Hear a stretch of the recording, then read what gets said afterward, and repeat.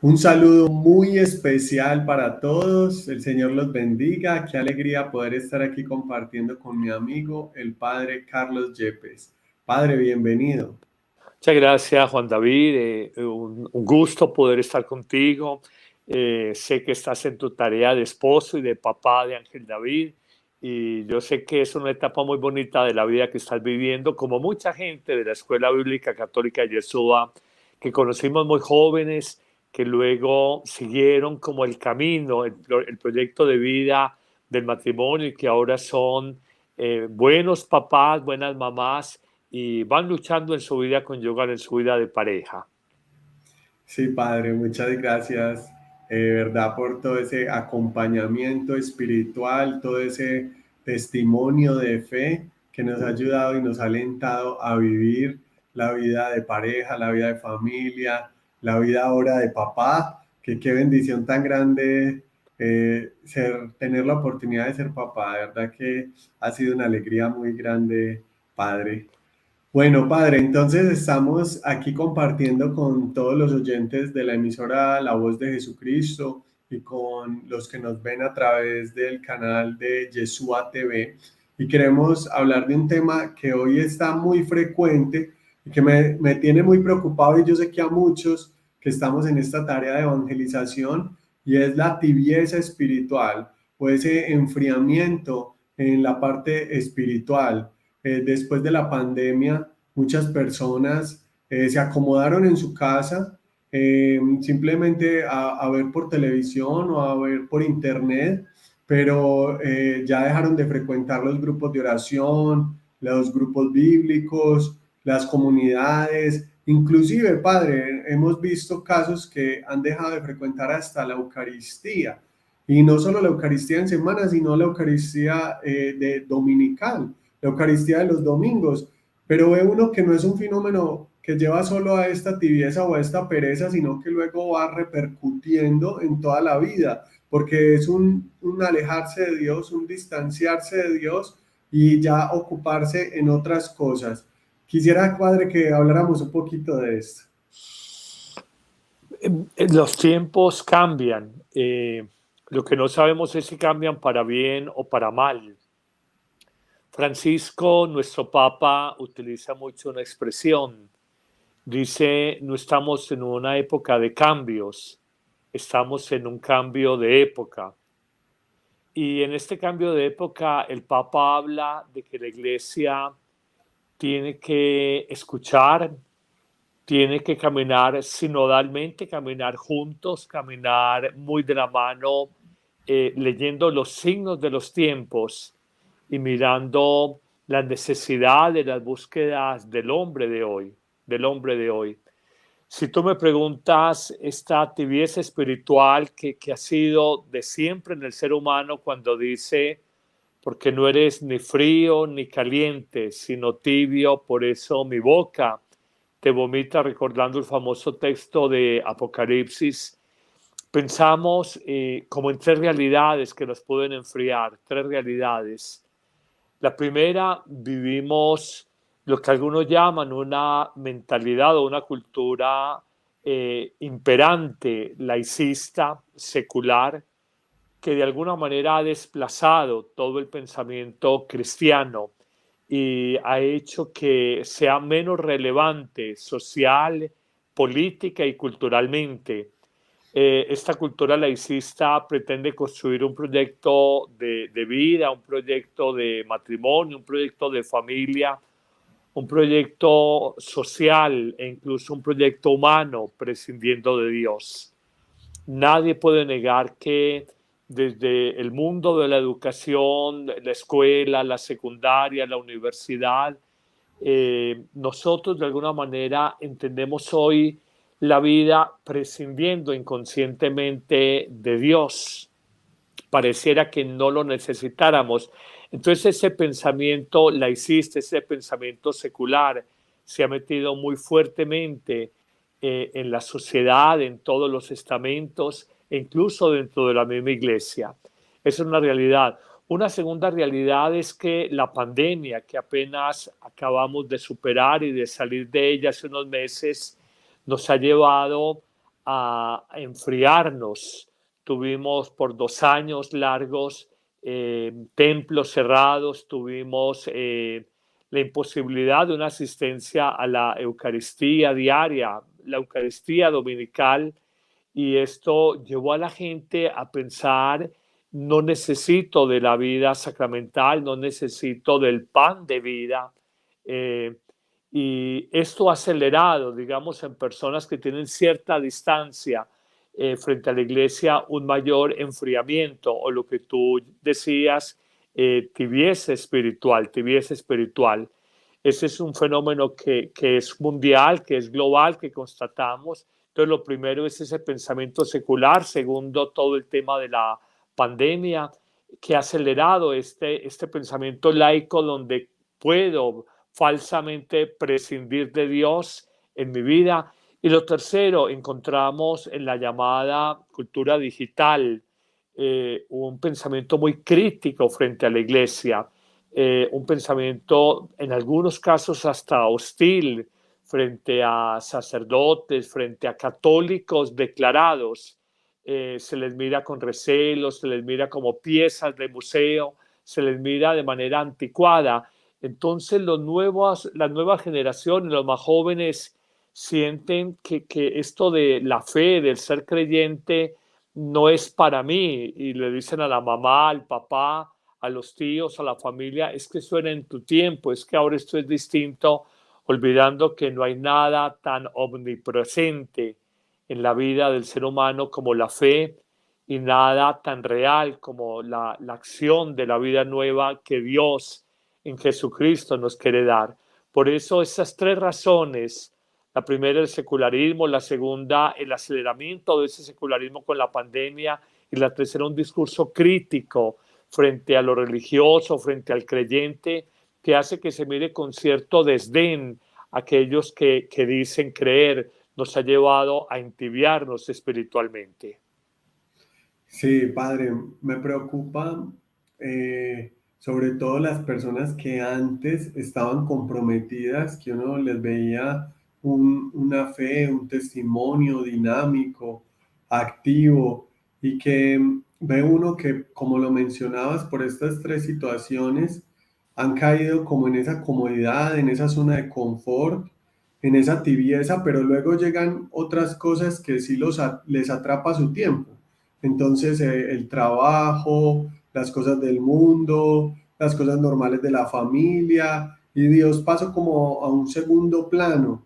Qué bonito, Padre, que nos regalaras un consejo para estas personas, que podamos volver a ese amor primero, que podamos recuperar el sabor de lo maravilloso que es estar caminando de manera activa y dinámica en la fe, que en definitiva la palabra de Dios nos dice: el que encuentra un tesoro vende todo lo que tiene para encontrarlo, para recuperarlo. Es como el que encuentra una perla preciosa. Y si hemos encontrado esa perla preciosa, ese tesoro escondido, ¿cómo nos la vamos a dejar arrebatar por las cosas de este mundo?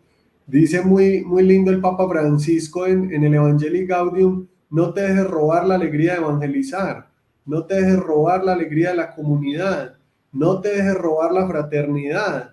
Y hay un montón de tentaciones, las llama él, de los agentes pastorales, es decir, de los que ya estamos caminando y tenemos un proceso, y esas tentaciones que quieren hacer que volvamos atrás.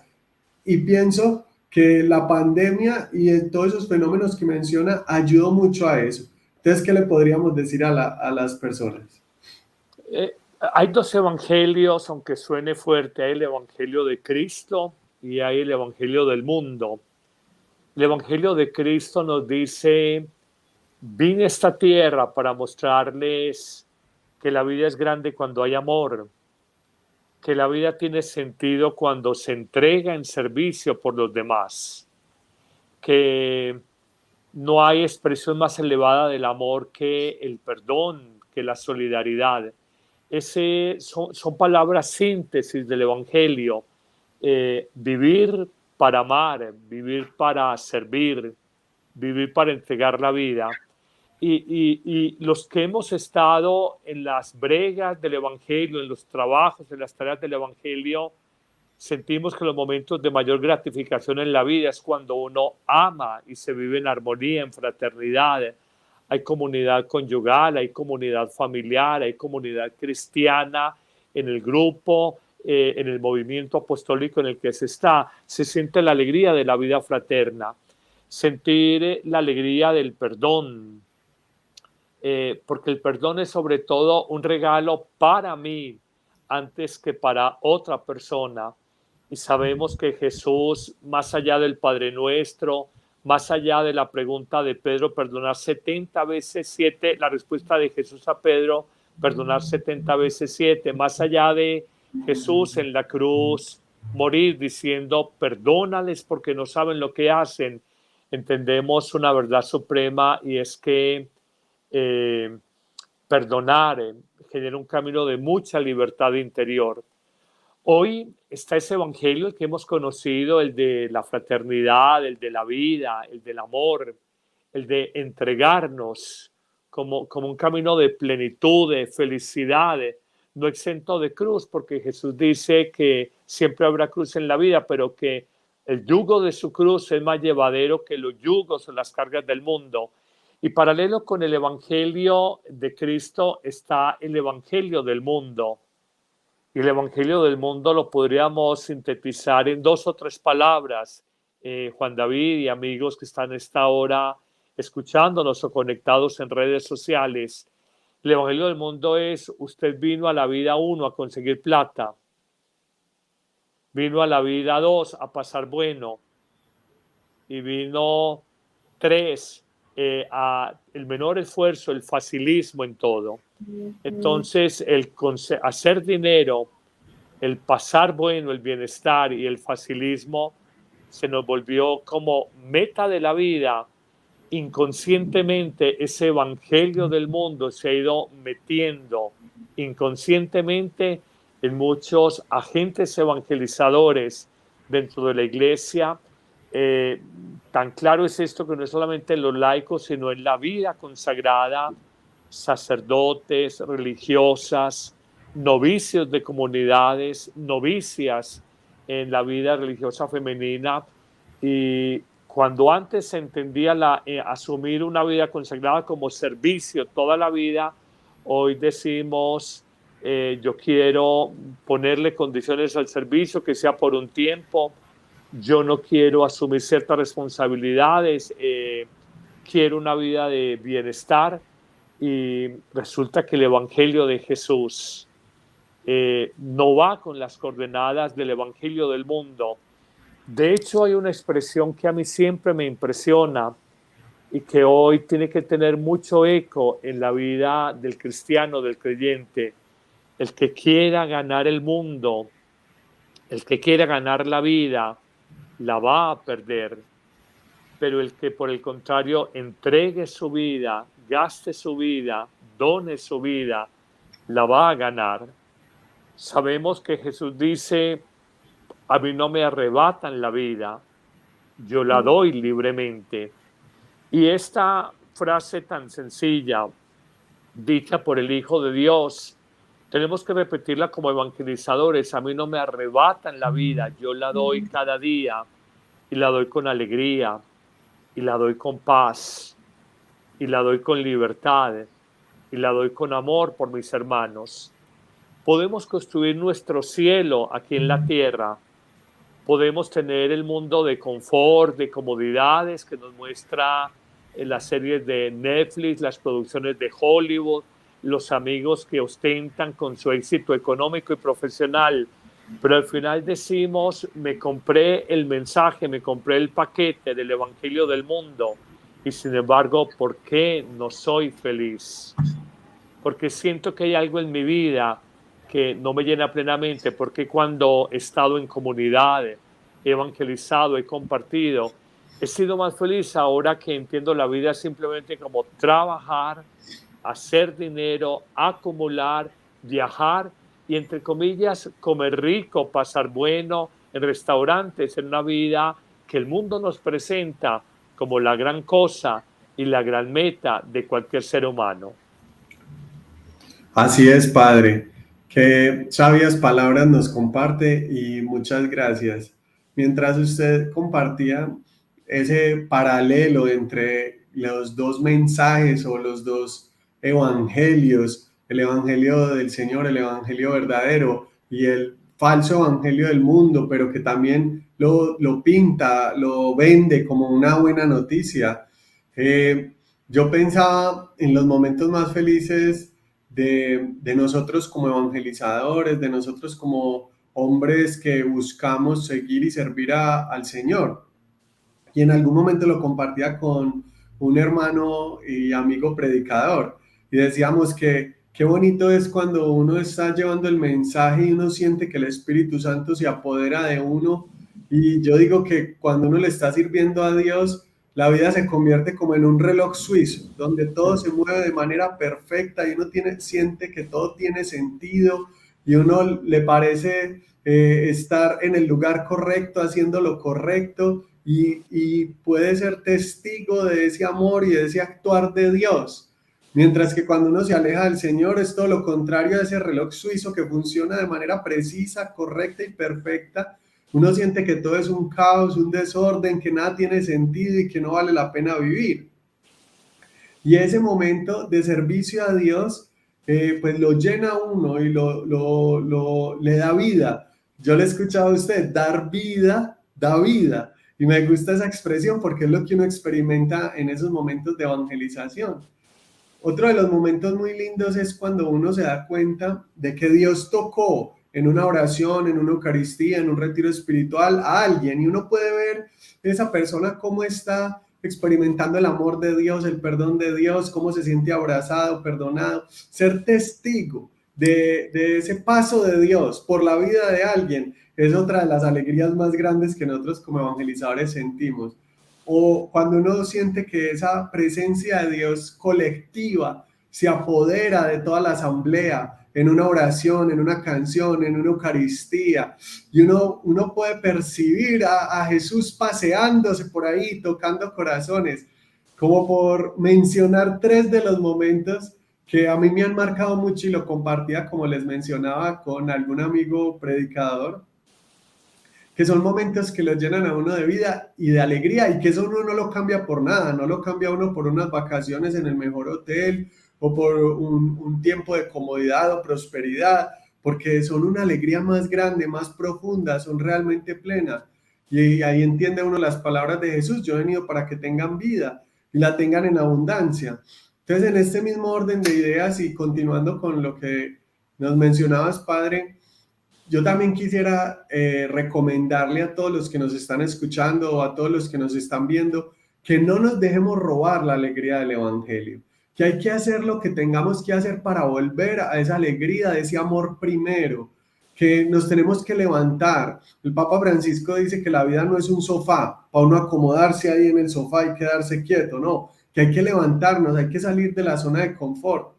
Yo pienso que muchos de nuestros hermanos que participaban de los grupos de oración, grupos bíblicos, que tenían un apostolado, se han dejado enfriar por distintas cosas y le pasa a uno como cuando hay un deportista que tenía una rutina y de pronto llegan las vacaciones de diciembre, los buñuelos, la natilla, el sancocho, todas esas actividades de diciembre y llega enero y otra vez tiene que empezar la rutina de tomar su bicicleta y entrenar o empezar a ir al gimnasio y hacer las pesas y cuesta más porque se interrumpió la rutina.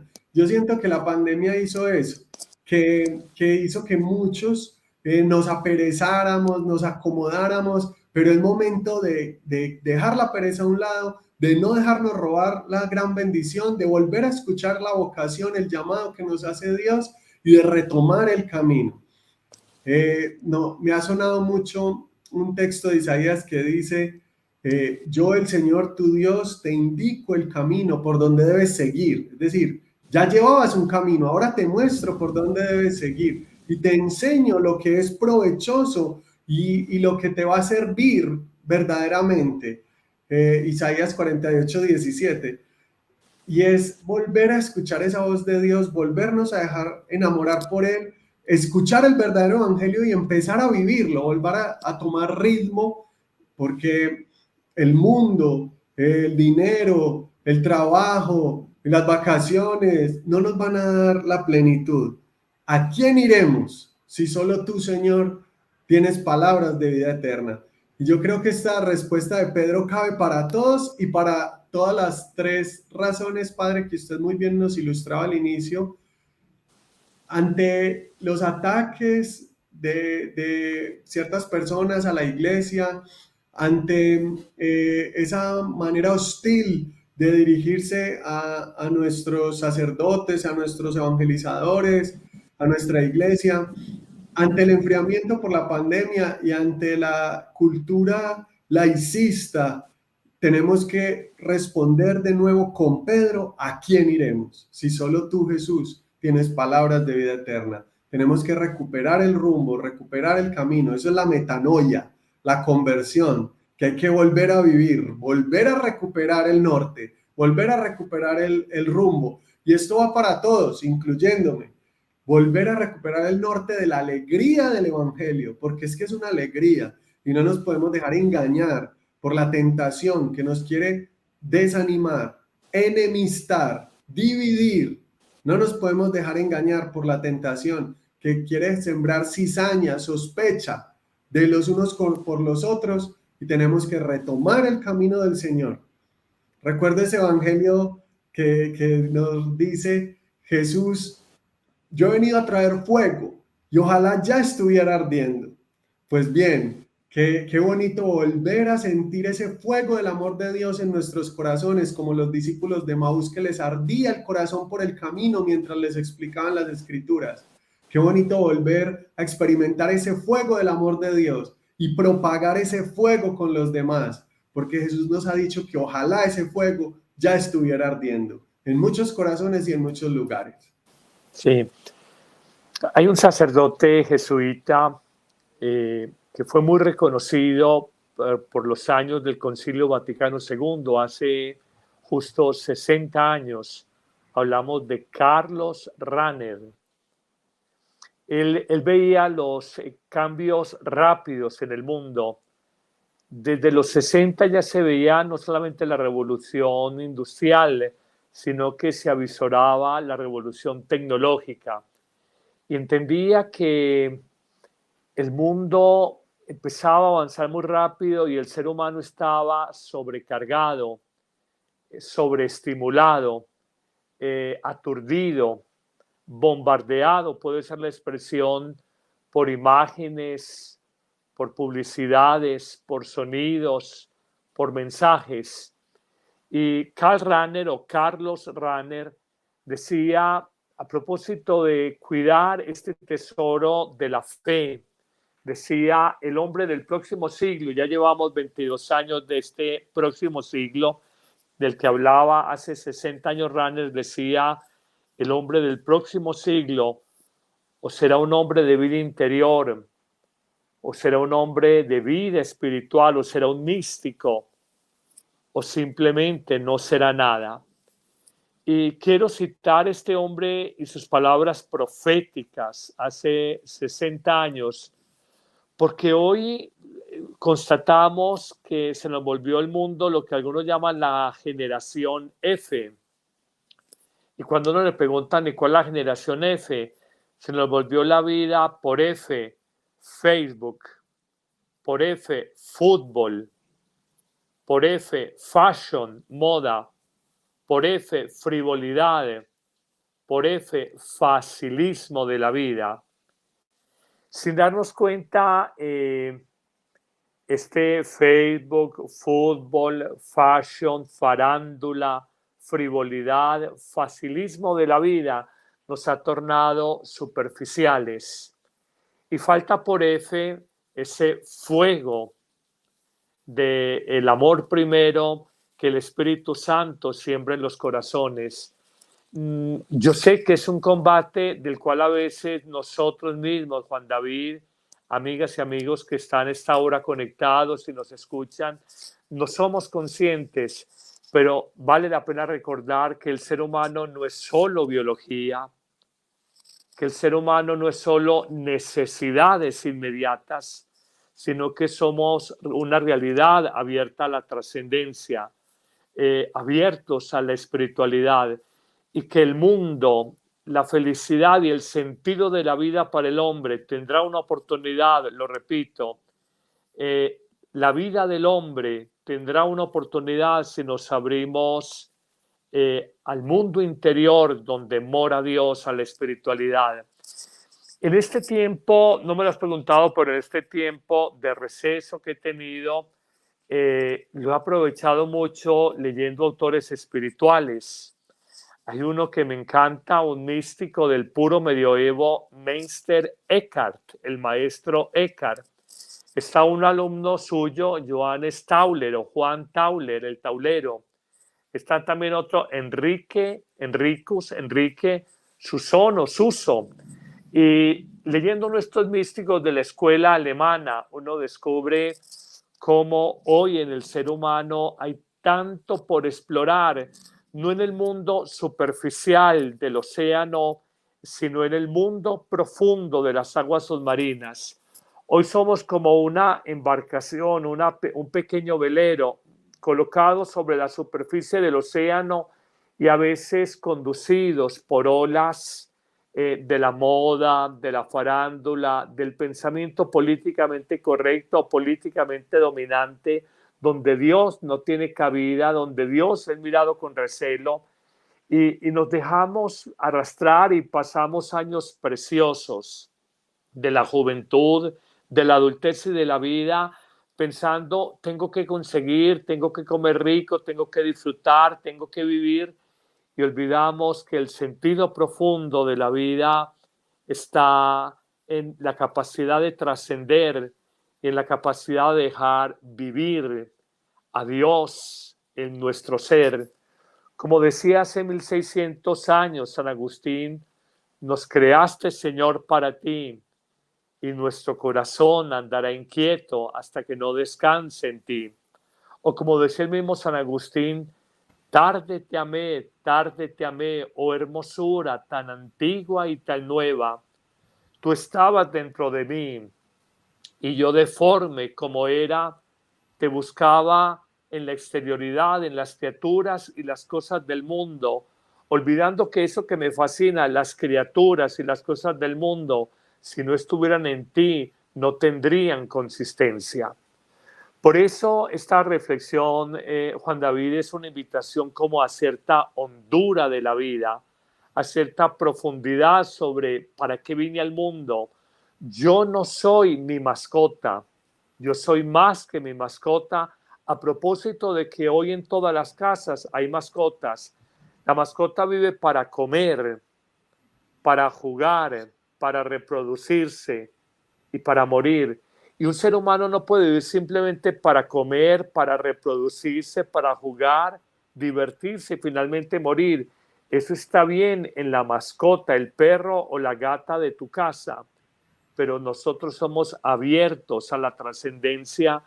Y si algo yo lamento de mi vida es no tener más años para saborear el misterio de Dios, el amor infinito de Dios, la alegría de la nueva vida que Dios nos da en Jesucristo, y que queremos anunciar que eso que hemos visto, que hemos escuchado, como dice el apóstol y evangelista San Juan, de lo que somos testigos, eso les anunciamos. Alguien puede decirle a un amigo, mira el carro que me compré, mira el apartamento en el que invertí, mira el negocio digital en el que estoy, mira las ganancias que tengo. Y la vida se nos volvió a hacer unos dólares, sobre todo hoy en el mercadeo digital, olvidando que fuimos creados no como los pollos para mirar en el suelo el maíz, sino que fuimos creados como las águilas para volar muy alto y tener experiencias profundas y experiencias transformadoras en la vida.